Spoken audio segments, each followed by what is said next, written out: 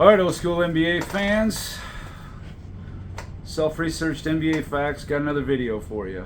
I just wanted to say, first of all, I wanted to get out of the way that I had no intention on making a YouTube channel.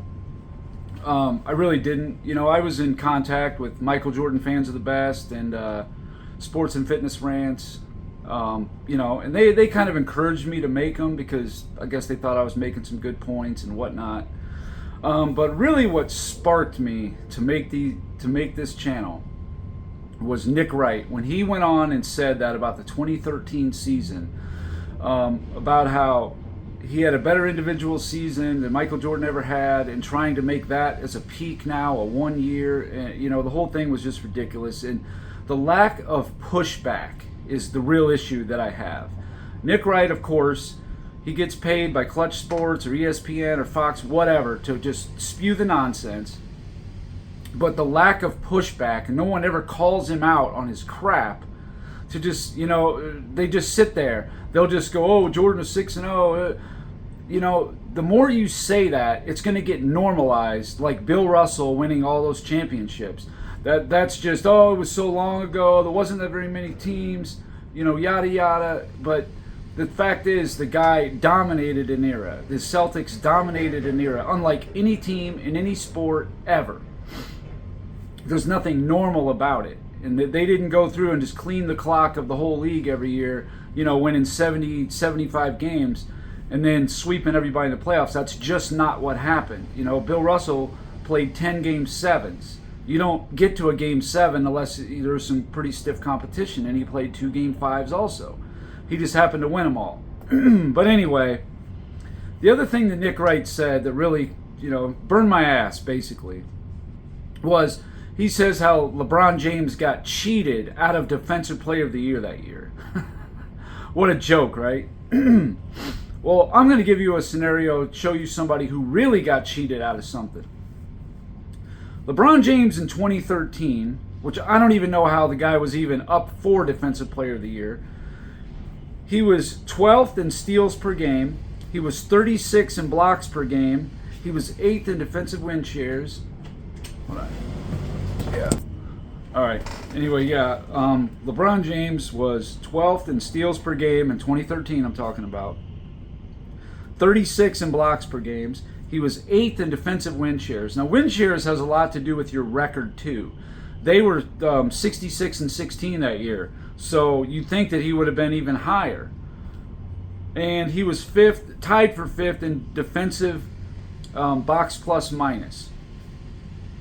He was 23rd in steal percentage and 58th in block percentage. Now, I don't know what other metric to use to compare anyone, but to me, that doesn't seem like it's that great for a Defensive Player of the Year. Not at all. Now, in 1987, Michael Jordan didn't even make anything on all defense. Not first team, not second team.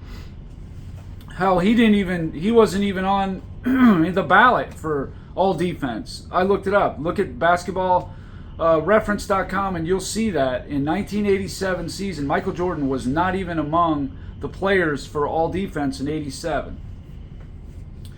Well, 1987, Michael Jordan had over 200 steals and 100 blocks. He was the first player to ever do that at any position. He did it again in 88. I believe Olajuwon did it in 89, and then Pippen did it in 90. So it all happened in this little tight window of time, but Jordan was the first player to do that. Well, in 1987, Michael Jordan was 2nd in steals per game. He was 15th in blocks per game. I'm not talking about among guards. I'm talking about the entire NBA.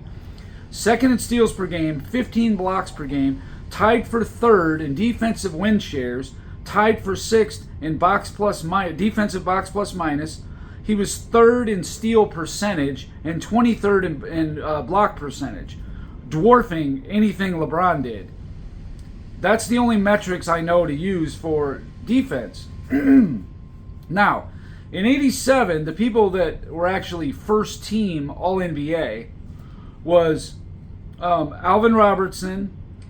He averaged 3.2 steals, 0.4 blocks, 3.4 defensive win shares, and 2.1 defensive box plus minus.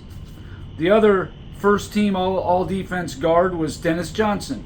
1.1 steals per game, 0.5 blocks, 2.6 defensive win share, and minus 0.1 defensive box plus minus. Okay. The second team, Maurice Cheeks, 2.6 steal per game, 0.2 blocks per game, 2.7 defensive win share, and 2.1 defensive box plus minus. Derek Harper, the other second team guard, was 2.2 steals, 0.4 blocks, 2.6 defensive win shares, 1.2 defensive box plus minus. Fat Lever, who was kind of like the fifth guy who didn't get in, but he was right there. He had 2.5 steals per game, 0.4 blocks, 3.8 defensive win shares, and 1.4 defensive box plus minus. Now, Michael Jordan was second in steals to only Alvin Robertson. He was 15th in the NBA in blocks, and that's for any position. He was first in guards in blocks per game at 1.5. He was tied for third in defensive win shares. There was one other guy, so he was basically third or fourth, however you want to look at it. In defensive win shares, 5.0. Hold on. Okay, so yeah, Michael Jordan, like I said, you look at all his stats, was basically the best guard in the NBA in 1987. I mean, he was, like I said, third in steal percentage and 23rd in block percentage. He was number one among guards and blocks per game. He was 15th in blocks per game in the entire NBA. He was tied for third in defensive win shares in the entire NBA. He was second in steals per game in the entire NBA. I honestly don't know how he did not get at least a second team all defense. He had better numbers than all the guards. The only exception was Alvin Robertson was averaging 3.2 steals versus Jordan's 2.9. Other than that, he was better at all the guards at literally every metric. Defensive box plus minus, he's at 2.4. Alvin Robertson's 2.1. And Dennis Johnson is 0.1. Those were the two first team all defense guards. The two second team in box plus minus was Derek Harper at 1.2 and Maurice Cheeks at 2.1. And Michael Jordan's at 2.4. And at defensive win shares, Derek Harper is at 2.6. Maurice Cheeks is at 2.7. Dennis Johnson is at 2.6. Alvin Robertson, 3.4. Pretty good. Michael Jordan's at 5. I mean, this guy was clearly the best defensive guard in the NBA. I mean, Alvin Robertson, a little bit edge on the steals, but in every other metric that you can use, Michael Jordan was better. How he didn't get a first team all defense, I'll never know. At least a second team. But how he didn't get a first team, I don't know. And because he didn't get that, that would have been 10 first team all defense, and that would have been the most in NBA history. And because whatever the reason they didn't give it to him that year, that's a robbery right there. LeBron James had no business being even in the top 3 or 4 players for Defensive Player of the Year that year. Like I just showed you, he wasn't even in the top 10 in steals. He was 36th in blocks.